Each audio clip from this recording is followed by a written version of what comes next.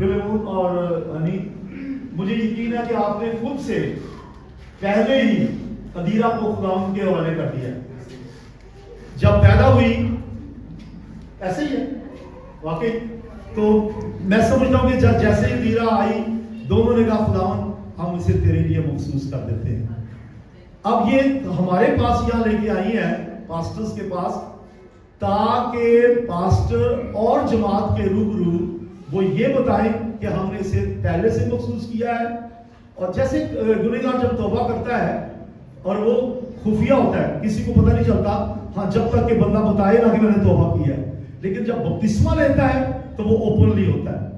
تو پہلے انہوں نے خود مخصوص کیا، اب پبلکلی سب کے سامنے وہ کھڑے ہیں تاکہ اس بچی کو مخصوص کیا جائے. اور بائبل میں کہیں بھی ہمیں نہیں ملتا کہ بچے کا بپتسمہ ہو. بچے کو تو بپتسمے کی ضرورت ہی نہیں کیونکہ وہ تو پاک ہے. تو بپتسمہ کس کے لیے ہوتا ہے؟ جو توبہ کرے، اپنے گناہوں سے مغفرت پائے، یسوع کو قبول کرے، بپتسمہ لے.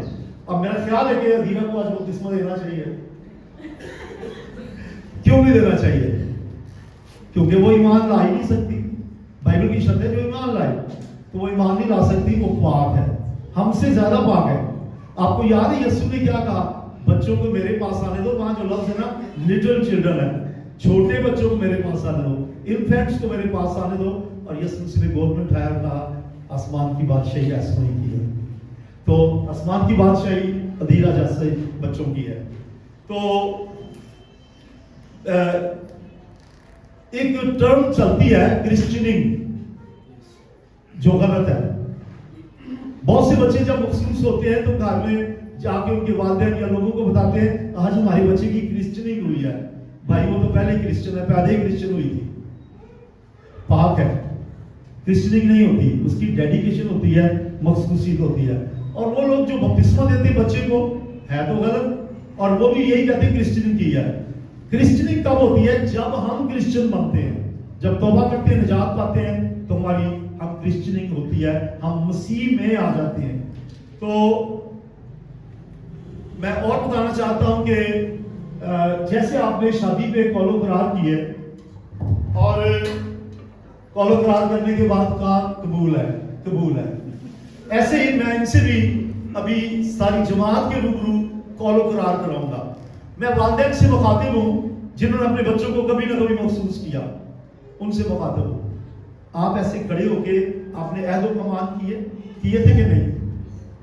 پھر کہتے جی بچہ اٹھتا ہی نہیں ہے، سنڈے اسکول چ نہیں لے کے جا سکتے، بچے کی کتاب پڑھی ہوئی ہے سنڈے اسکول کی، وہ کور نہیں کرا سکتے. آپ کو یاد رکھے. تو اب میں بلاؤں گا ادیرہ کے دادا دادی کو، پلیز سامنے آ جائیں، پھوپھی بھی آ جائیں. پہلے ہاں جی آپ آئیے گا، پھر جی تشریف لائیں کیونکہ ابھی خاص موقع ہے. اور چچا تایا، چچا تو کوئی نہیں اس کا، اس کے تائے بھی آ جائیں، تائیاں بھی آ جائیں. اور ہنی